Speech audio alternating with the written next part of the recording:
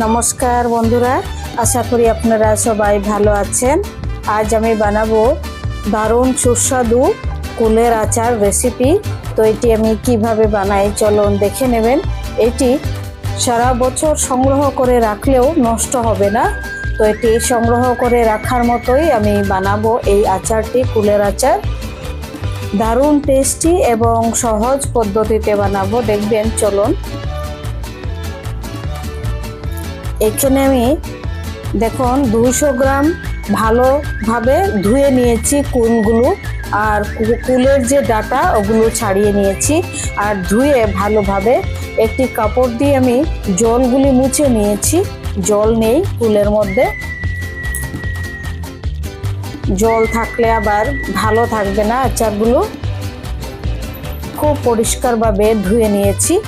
এখানে প্রথমে আমি শুকনো মশলা দেখিয়ে দিচ্ছি। দেখুন, 2টি শুকনা লঙ্কা আর 2টি তেজপাতা, 1 চামচ কালো জিরে, 1 চামচ মৌরি, 1 চামচ গোটা জিরে, 1 চামচ গোটা ধনে। ওগুলো শুকনো ভেজে আমি অল্প একটু গুঁড়ো করে নেব। শুকনো ভাজার পর এই মশলাই আমি কুলের আচারের মধ্যে দেব। এই যে প্রথমে সবগুলো আমি একসাথে কড়াইয়ের মধ্যে ভেজে নিচ্ছি। দেখুন, তেজপাতা, তারপর গোটা মৌরি, গোটা জিরে, গোটা ধনে, গোটা কালো জিরে এবং 2টি শুকনা লঙ্কা আর তেজপাতা দিলে হবে কি দারুণ সুন্দর একটি গন্ধ হবে। ভাজা হয়ে গেছে দেখুন। এবার অল্প একটু ঠান্ডা হওয়ার পর আমি গুঁড়ো করে নেব। এখন 1 চামচ তেলের মধ্যে প্রথমে দিয়ে দিচ্ছি 1 চামচ 5 ফোড়ন, 1টি শুকনা লঙ্কা। ফোড়নগুলি একটু ভেজে নিচ্ছি।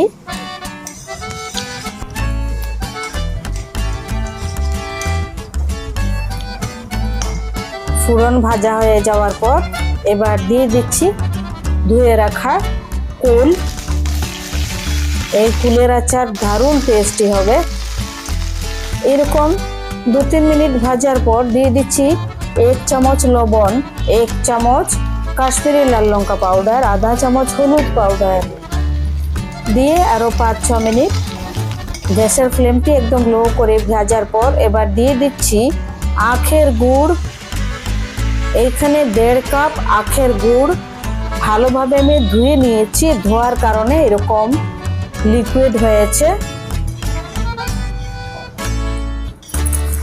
আখের গুড়টা ধুলে হয় কি প্রচণ্ড নোংরা বের হয়, তো এর জন্য আমি ধুয়ে নিয়েছি।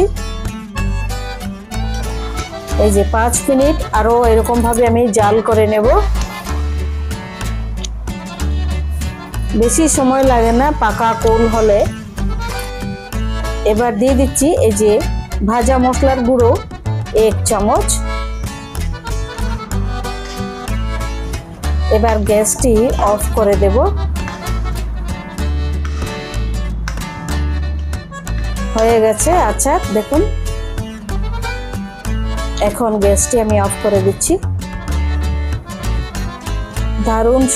দারুণ সুন্দর গন্ধ এবং খুবই সুস্বাদু।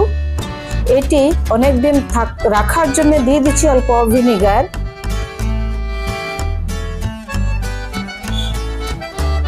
আমি ভিনিগারটা দিয়েছি 3-4 ড্রপ ভিনিগার দিয়েছি। বেশি ভিনিগার দিলে আবার বেশি টক হয়ে যাবে। এমনিতে কুলগুলো টক আছে, তো গুড় আর লবণ দেওয়াতে সুন্দর একদম একটি ব্যালেন্সে আছে। সুন্দর টক ঝাল মিষ্টি কুলের আচার। আপনাদের যদি রেসিপিটি ভালো লেগে থাকে চ্যানেলটি সাবস্ক্রাইব করবেন, লাইক করবেন, শেয়ার করবেন, কমেন্ট করে জানাবেন কেমন লেগেছে। আর অবশ্যই এই আচারের মধ্যে অল্প একটু ভিনিগার দিবেন, তাহলে সারা বছর থাকবে ভালো, নষ্ট হবে না। কোনো ধরনের অন্যরকম কোনো দুর্গন্ধ হবে না, কারণ অনেক সময় অনেক বছর গরমের মধ্যে রাখা যায় না, কুলের আচার নষ্ট হয়ে যায়। তো এরকম ভাবে ভিনিগার দিয়ে বানালে দারুণ সুন্দর থাকবে আর খেতেও আরো বেশি স্বাদ হয়। আর এরকম তেজপাতা দেওয়ার পর কুলের যে একটা বাজে গন্ধ আছে সেই গন্ধটা নেই, দারুণ সুন্দর। মশলাতে তো আরো সুন্দর হয়েছে। লাস্টে এরকম গুঁড়ো মশলা দিয়ে দিবেন, দারুণ টেস্টি। আর যখন খাবেন খাওয়ার সময় অল্প একটু বিট নুন দিয়ে দিবেন।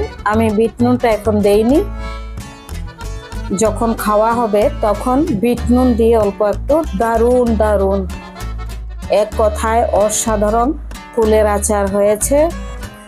তো অনুগ্রহ করে ভিডিওটি স্কিপ না করে সম্পূর্ণ ভিডিওটি দেখবেন, আমি অনেক অনেক কৃতজ্ঞ থাকব।